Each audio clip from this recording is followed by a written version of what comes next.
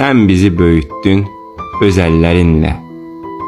Çəkdiyin əziyyətə qurbanam ana. Sən gündüz demədin, gecə demədin. Yuxusuz günlərinə qurbanam ana.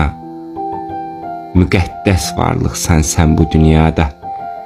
Bala deyən dilinə mən qurban olum.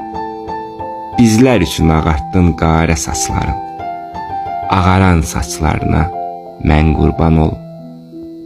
Anamın gözləri səfadır, nurdur. Qəlbimdə, yolumda işıq yandırır. Anamın sözləri vüqar, qürurdur. Zehnimi, ruhumu işıqlandırır. Bəzən hisslənəndə, çətin anımda əzizləyib məni köksünə sıxır.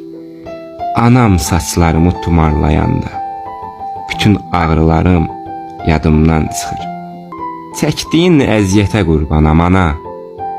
Sən gündüz demədin, gecə demədin. Yuxusuz günlərinə qurbanam ana. Müqəddəs varlıqsan sən bu dünyada. Bala deyən dilinə mən qurban olum. Bizlər üçün ağartdın qarə saçlarım. Ağaran saçlarına mən qurban olum. Anamın gözləri səfadır, nurdur. Qəlbimdə, yolumda işıq yandırır. Anamın sözləri vüqar, qürurdur. Zehnimi, ruhumu işıqlandırır. Bəzən hisslənəndə, çətin anımda əzizləyib məni köksünə sıxır.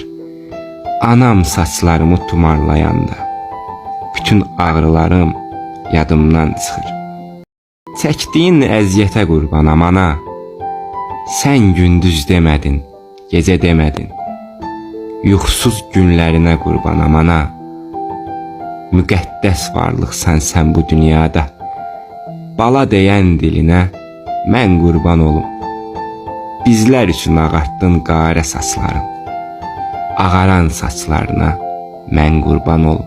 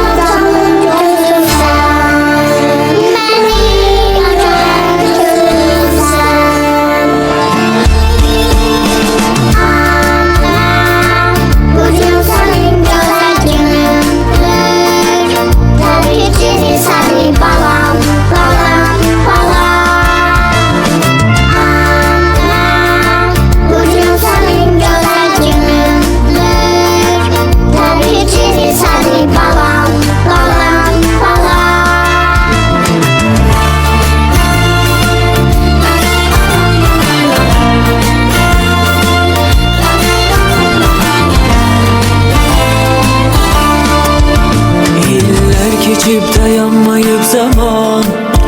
Biz büyüdükçe yaşlanıp anam. Ana kurban olum birce kocalma.